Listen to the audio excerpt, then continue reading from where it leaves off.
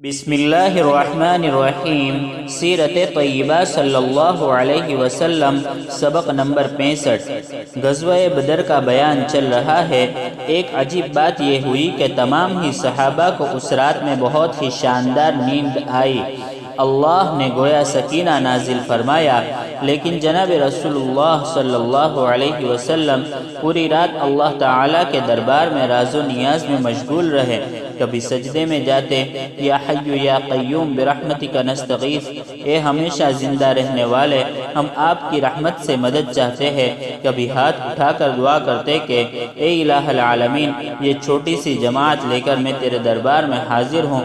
اگر یہ جماعت ہار گئی تو قیامت تک روئے زمین پر تیری عبادت کرنے والا کوئی نہیں رہے گا۔ اگر آپ چاہتے ہیں کہ روئے زمین پر آپ کا نام لیا جاتا رہے تو ان کمزوروں کی ضرور مدد فرمائیے۔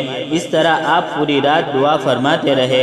ایک مرتبہ تو اتنی بے قراری سے دعا فرمائی کہ آپ کی چادر مبارک پیچھے سے ڈھلک گئی، تو سیدنا صدیق اکبر رضی اللہ عنہ سے یہ منظر دیکھا نہیں گیا، اور عرض کیا کہ اے اللہ کے حبیب صلی اللہ علیہ وسلم، اللہ آپ کو کبھی بھی نامراد نہیں فرمائیں گے، بس بہت ہو چکا۔ چنانچہ صبح کو دنیا کی تاریخ یہ منظر دیکھ کر حیرت زدہ رہ گئی کہ وہ نہتے لوگ جن کے پاس صحیح طرح سے ہتھیار بھی نہیں تھے، جن کے پاس صحیح طرح سے کھانے پینے کا انتظام بھی نہیں تھا، کل 313 اور مقابلے میں 1000۔ جب جنگ شروع ہوئی تو اللہ تعالیٰ نے ان لوگوں کے اوپر ایسا رعب ڈالا کہ اختتام پر معلوم ہوا کہ صحابہ میں سے کل 14 حضرات کام آئے، اور ان کے 70 یعنی 70 بڑے بڑے خراٹ لوگ مارے گئے اور 70 قید ہوئے۔ ان میں سے ایک ایک آدمی کہتا تھا کہ میں 10 کے لیے کافی ہوں، لیکن اللہ تعالیٰ نے ان کو ذلیل اور رسوا کر ڈالا۔ اللہ تبارک و تعالیٰ نے قرآن کریم میں اس کا تذکرہ فرمایا، وَلَقَدْ نَصَرَكُمُ اللَّهُ بِبَدْرٍ وَأَنْتُمْ أَذِلَّةٌ، اور اللہ تعالیٰ نے تمہاری بدر میں مدد فرمائی حالانکہ تم کمزور تھے، فرشتوں کے ذریعے سے مدد ہوئی۔ بعض صحابہ فرماتے ہیں کہ میں کافر کا پیچھا کرتا تھا، لیکن میرا کوڑا لگنے سے پہلے ہی میں دیکھتا تھا کہ اس کی ناک نیلی ہو چکی ہے، معلوم ہوتا تھا کہ فرشتے نے اس کو مارا۔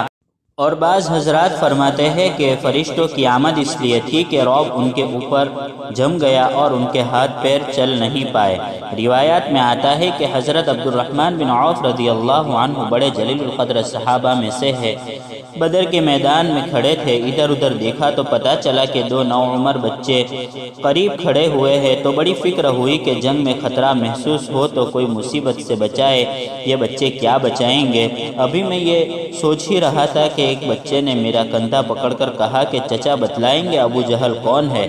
انہوں نے پوچھا کہ بیٹا تم ابو جہل کا کیا کرو گے؟ اس نے کہا کہ ہم نے سنا ہے کہ وہ ہمارے آقا صلی اللہ علیہ وسلم کو بہت برا بھلا کہتا ہے، اگر وہ مجھے نظر پڑ گیا تو یا تو وہ رہے گا یا میں رہوں گا۔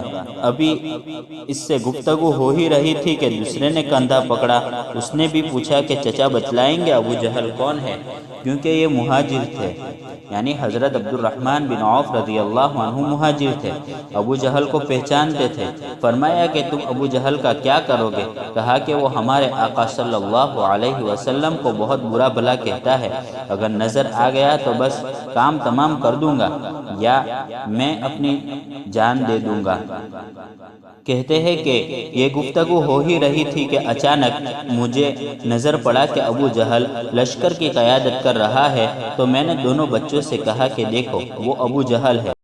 کہتے ہیں کہ دونوں اس طرح لپکے جیسے باز شکار پر جھپٹتا ہے، اور منٹوں میں اس کو ٹھنڈا کر دیا۔ جنہوں نے یہ کام انجام دیا یہ عفرا نامی انصاری عورت کے 2 بیٹے معاذ اور معوذ تھے۔ جب جنگ ختم ہو گئی تو نبی کریم صلی اللہ علیہ وسلم نے پوچھا کہ دیکھو ابو جہل کا کیا ہوا؟ تو حضرت عبداللہ بن مسعود رضی اللہ تعالی عنہ گئے، دیکھا تو آخری سانس جاری ہے۔ حضرت عبداللہ بن مسعود رضی اللہ عنہ نے فرمایا کہ دیکھ لیا کیا انجام ہوا؟